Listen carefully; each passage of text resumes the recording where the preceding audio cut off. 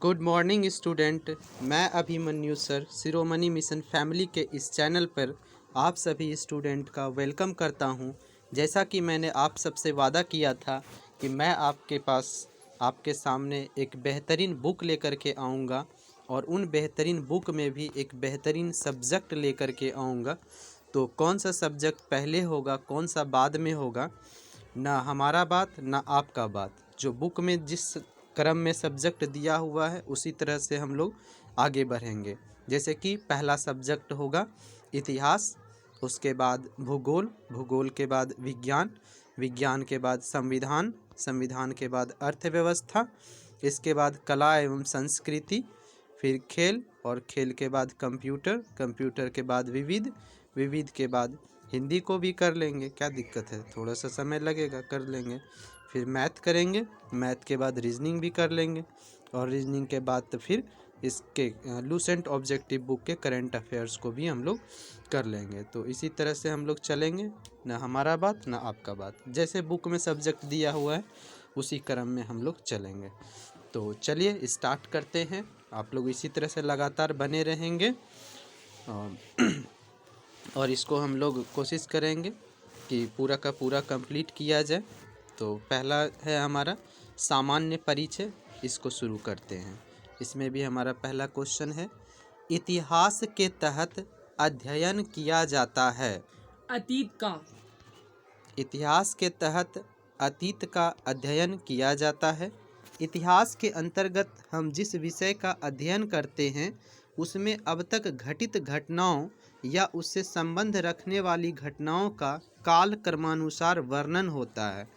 दूसरे शब्दों में मानव की विशिष्ट घटनाओं का नाम ही इतिहास है, या फिर प्राचीनता से नवीनता की ओर आने वाली मानव जाति से संबंधित घटनाओं का वर्णन इतिहास है। प्रथम यूनानी इतिहासकार कौन था? हेरोडोटस। हेरोडोटस। यूनान के प्रथम इतिहासकार एवं भूगोलवेत्ता हेरोडोटस थे। इन्होंने अपने इतिहास का विषय पेलोपोनेशियन युद्ध को बनाया था। इन्होंने हिस्टोरिका नामक पुस्तक लिखी। निम्नलिखित में से किसने स्पष्टतया कहा कि इतिहास के समस्त निष्कर्ष युक्ति संगत साक्ष्यों पर आधारित है? थ्यूसिडाइडिस। थ्यूसिडाइडिस। थ्यूसिडाइडिस ने स्पष्टतः यह कहा कि इतिहास के समस्त निष्कर्ष युक्ति संगत साक्ष्यों पर आधारित होते हैं। विवादित है कि हेरोडोटस को इतिहास का पिता कहा जाता है, जबकि हिकैटियस को भूगोल का पिता कहा जाता है। हिकैटियस को भूगोल का पिता कहा जाता है। द हिस्ट्रीज के रचनाकार का नाम है? हेरोडोटस। हेरोडोटस। द हिस्ट्रीज के रचनाकार का नाम हेरोडोटस है। विवादित है कि हेरोडोटस को इतिहास का पिता कहा जाता है। इतिहास का पिता, द फादर ऑफ हिस्ट्री की पदवी सही अर्थों में निम्न में किससे संबंधित है? हेरोडोटस। हेरोडोटस। हेरोडोटस को इतिहास का पिता कहा जाता है। यूनान के प्रथम इतिहासकार एवं भूगोलवेत्ता हेरोडोटस थे। इन्होंने अपने इतिहास का विषय पेलोपोनेशियन युद्ध को बनाया था। इन्होंने हिस्टोरिका नामक पुस्तक लिखी। इतिहास अपने को दोहराता है, यह किसका कथन है? Karl Marx. Karl Marx. Karl Marx का कथन है कि इतिहास अपने को दोहराता है, पहले त्रासदी के रूप में, दूसरी बार प्रहसन की तरह। हम इतिहास से यही सीखते हैं कि आदमी इतिहास से कभी कुछ नहीं सीखता। यह कथन किसका है? हीगेल। हीगेल। हमने इतिहास से यह सीखा है कि हमने इतिहास से कुछ नहीं सीखा। यह कथन हीगल का है। हीगल एक जर्मनी का दार्शनिक था जिसका जन्म 1770 में हुआ था।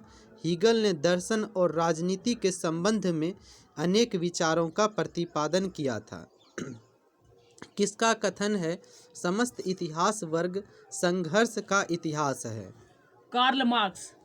Karl Marx. मार्क्सवाद के शिल्पकार कार्ल मार्क्स और फ्रेडरिक एंजेल्स ने लिखा है, अब तक विद्यमान सभी समाजों का लिखित इतिहास वर्ग संघर्ष का इतिहास है।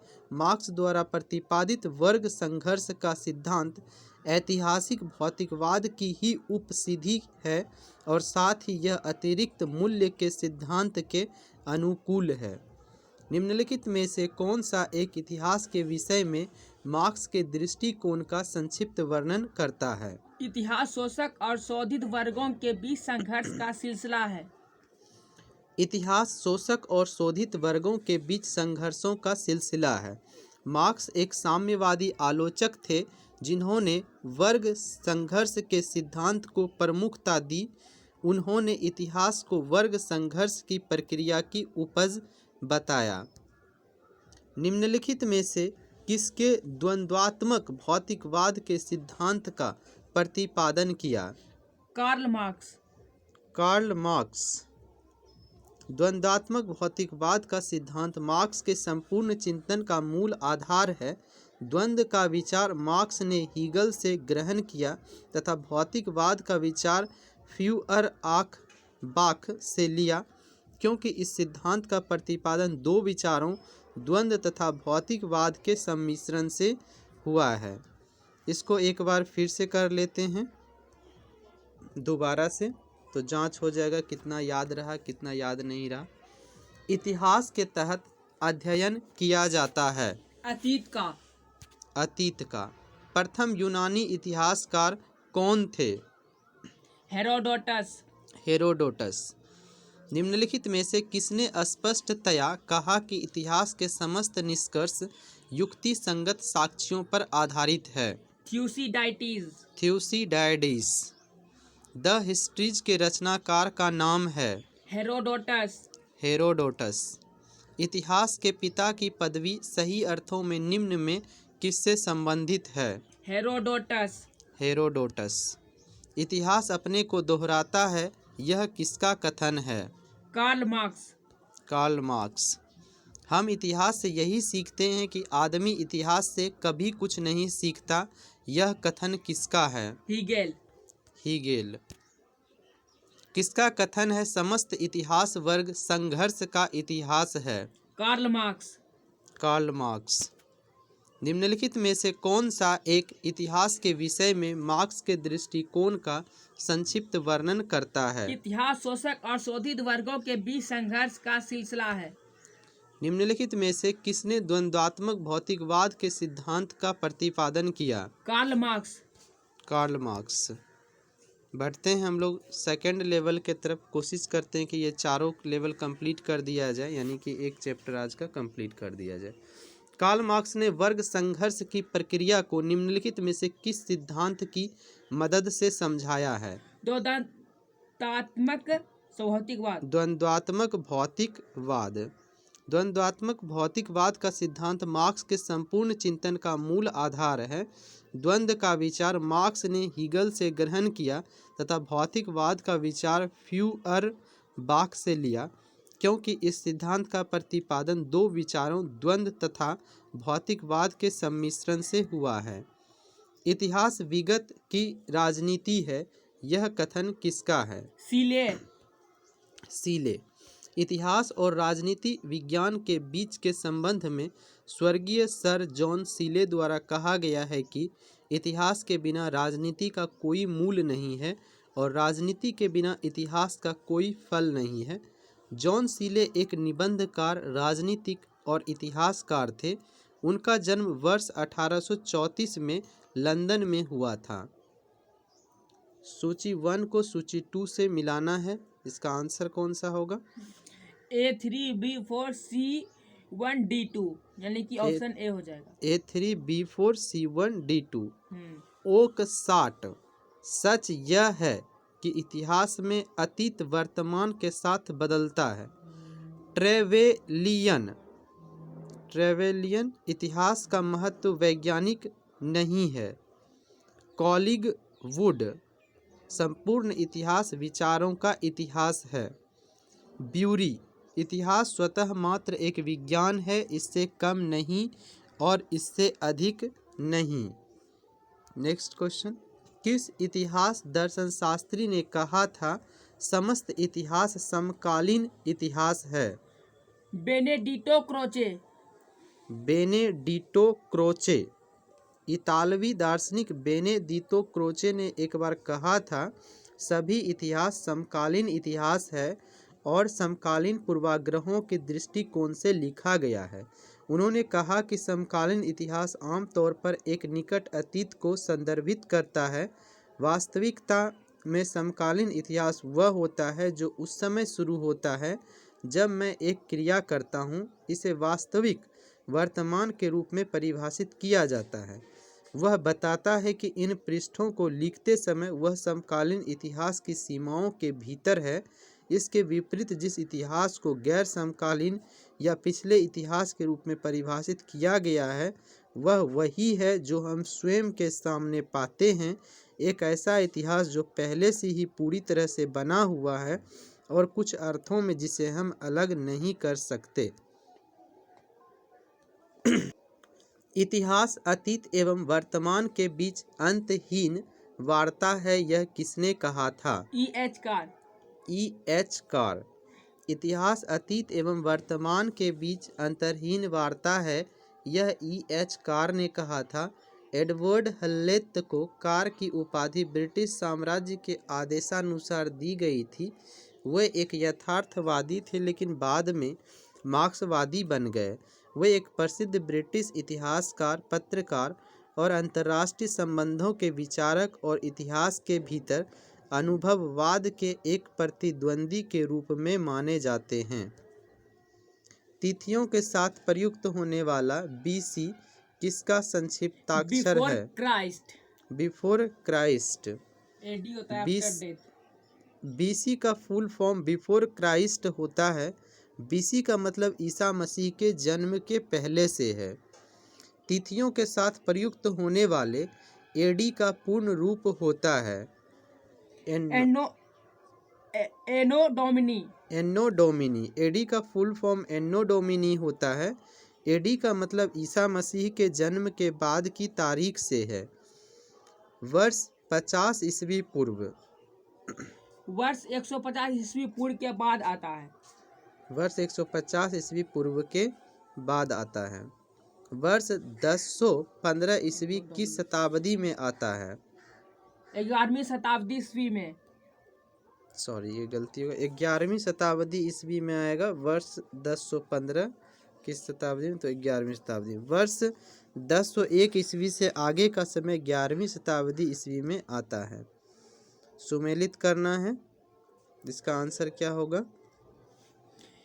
ऑप्शन 4 हो जाएगा A4 B3 C2 D1। यानी 4 3 2 1।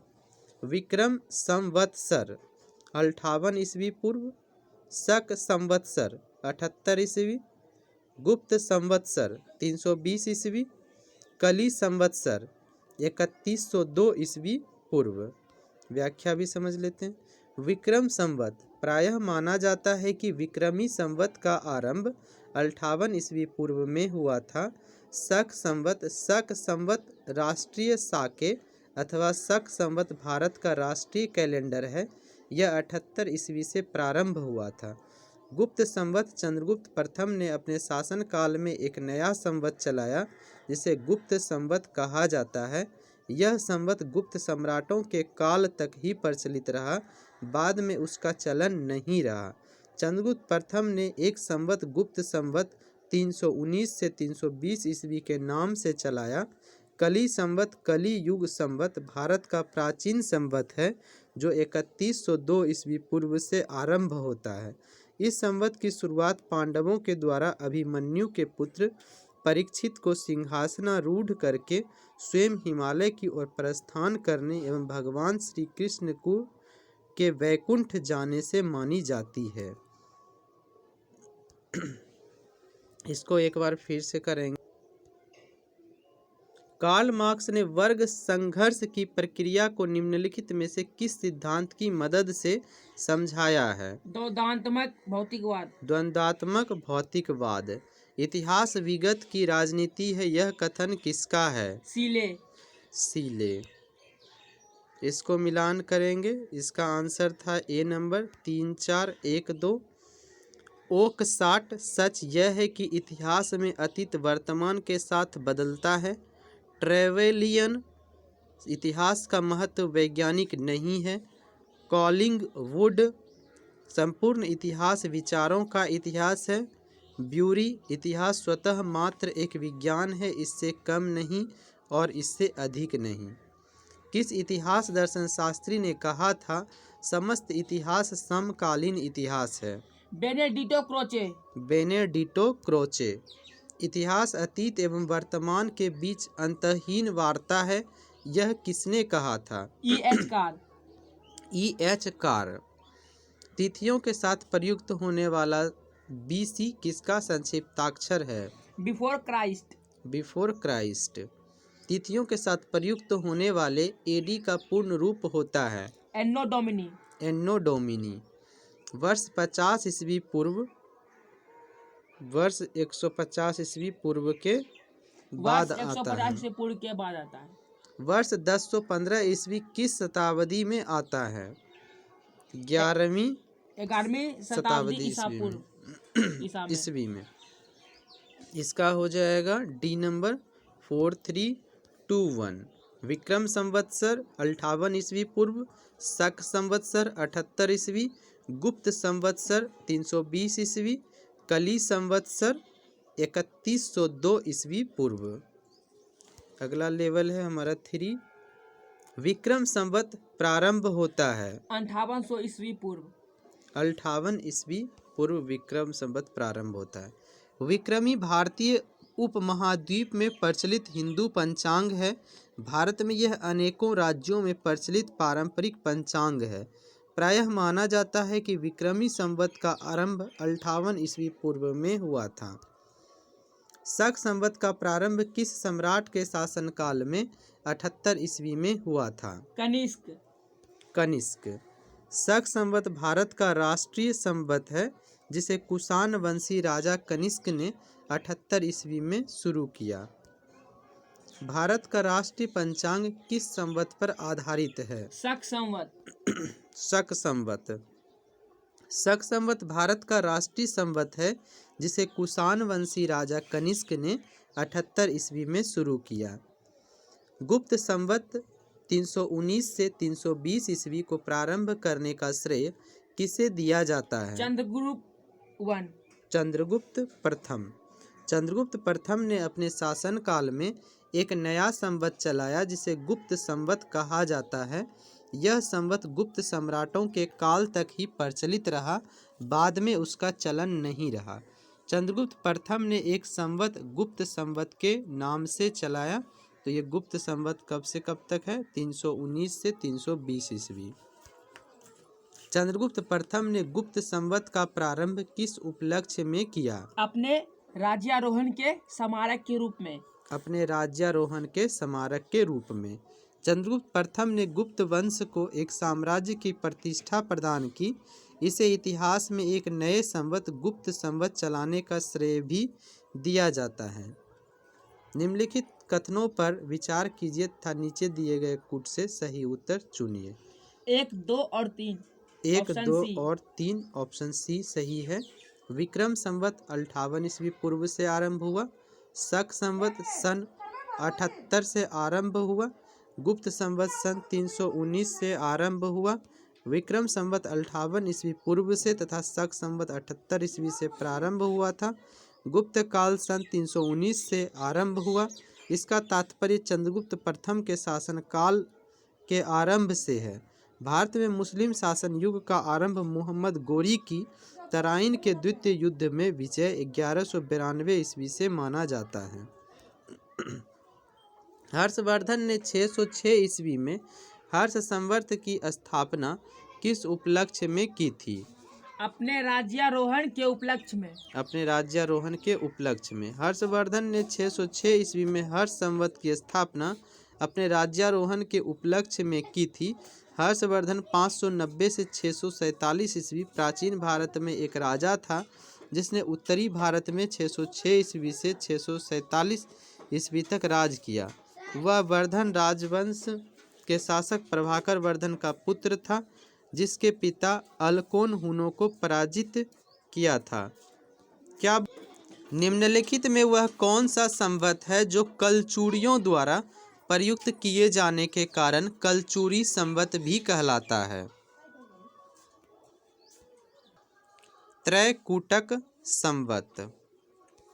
कलचूरी शासक त्रैकूटक संवत का प्रयोग करते थे, जो 248 से 249 ईस्वी में प्रचलित हुआ था। चालुक्य विक्रम संवत का प्रचलन किसने किया? विक्रमादित्य चतुर्थ। 6 है, विक्रमादित्य 6 ने चालुक्य विक्रम संवत का प्रचलन किया था। विक्रमादित्य 6 1076 से 1126 ईस्वी पश्चिमी चालुक्य शासक था। वह अपने बड़े भाई सोमेश्वर द्वितीय को अपदस्थ कर गद्दी पर बैठा। चालुक्य विक्रम संवत उसके शासनारूढ़ होने पर आरंभ किया गया। निम्नलिखित में से किसे एक नए संवत चलाने का यश प्राप्त है? लक्ष्मण सेन। लक्ष्मण सेन।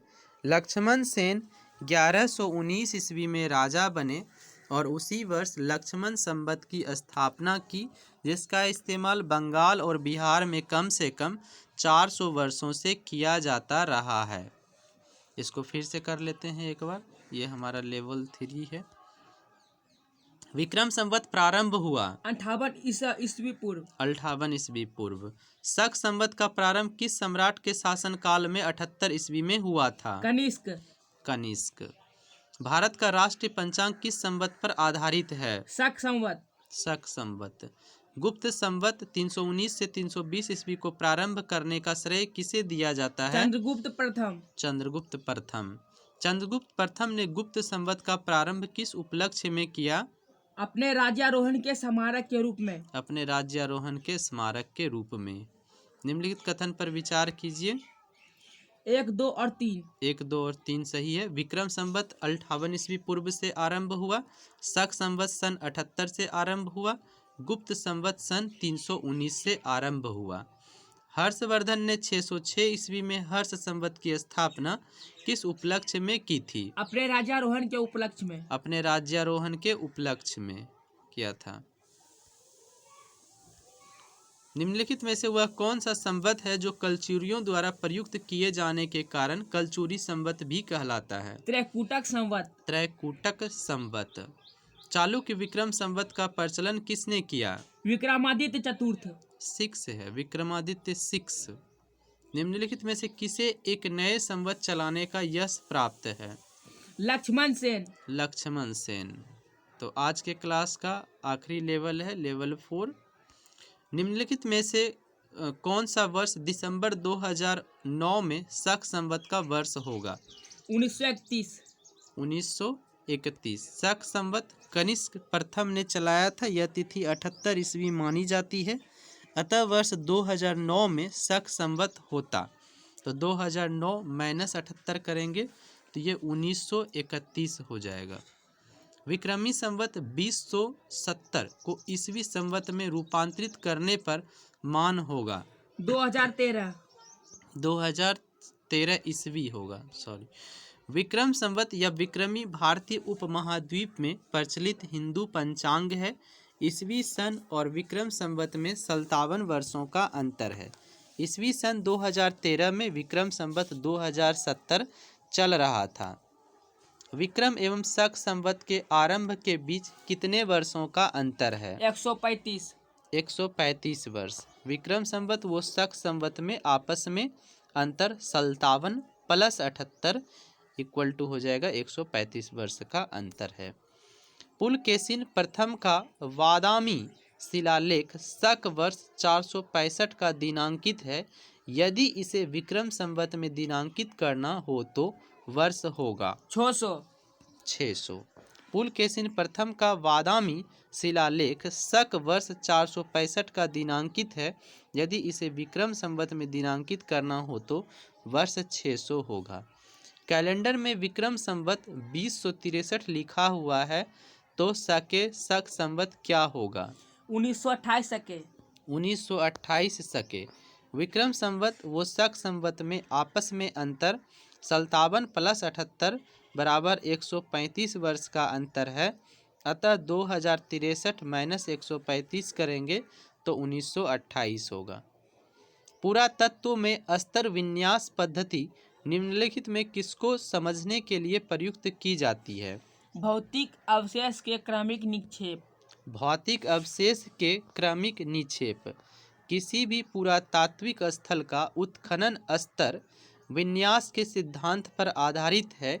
इस तिथि निर्धारण पद्धति का मूल सिद्धांत यह है कि सभी जीवित प्राणी, इनमें पेड़ पौधे भी शामिल हैं, वायुमंडल से रेडियोधर्मी कार्बन 14 ग्रहण करते हैं। जब प्राणी की मृत्यु हो जाती है तब एक ज्ञात दर के अनुसार रेडियोधर्मी कार्बन का क्षय होता है, जिससे वह सामान्य कार्बन 12 में बदल जाता है। अतः किसी प्राचीन वस्तु में बचे हुए रेडियोधर्मी कार्बन के परिणाम की गणना करके यह हिसाब लगाना संभव हो जाता है कि वह कितने वर्ष पूर्व जीवित प्राणी का अंश था। कार्बन 14 तिथि निर्धारण पद्धति का विकास किया। विलर्ड लिब्बी ने।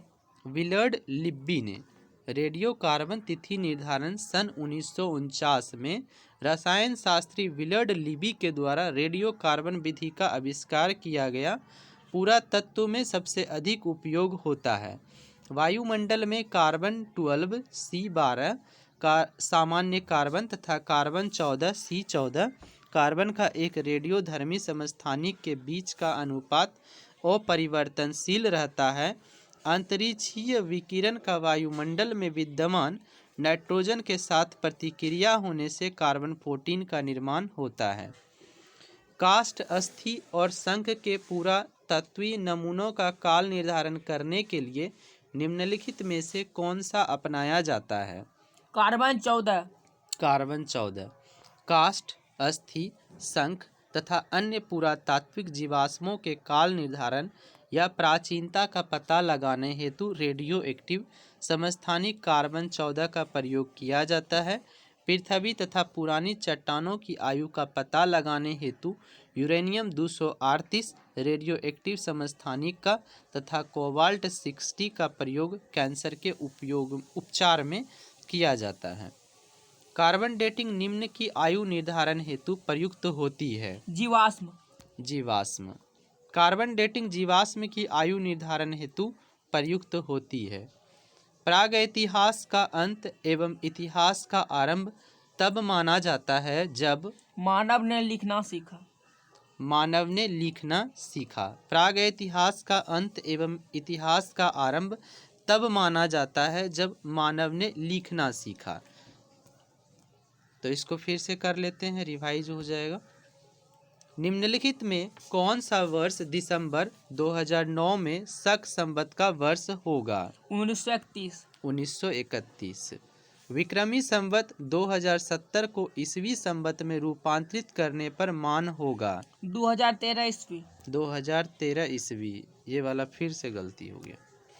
विक्रम एवं शक संवत के आरंभ के बीच कितने वर्षों का अंतर है? 135 वर्ष। 135 वर्ष। पुलकेशिन प्रथम का वादामी शिलालेख शक वर्ष 465 का दिनांकित है। यदि इसे विक्रम संवत में दिनांकित करना हो तो वर्ष होगा 600। कैलेंडर में विक्रम संवत 2063 लिखा हुआ है तो शक संवत क्या होगा? 1928 शके।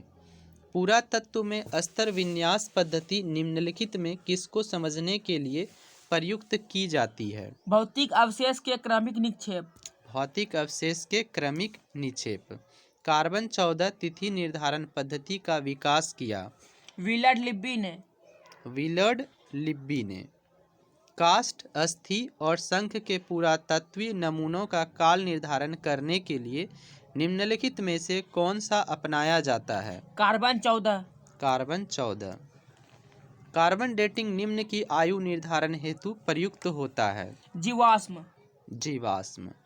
प्रागैतिहास का अंत एवं इतिहास का आरंभ तब माना जाता है जब मानव ने लिखना सीखा।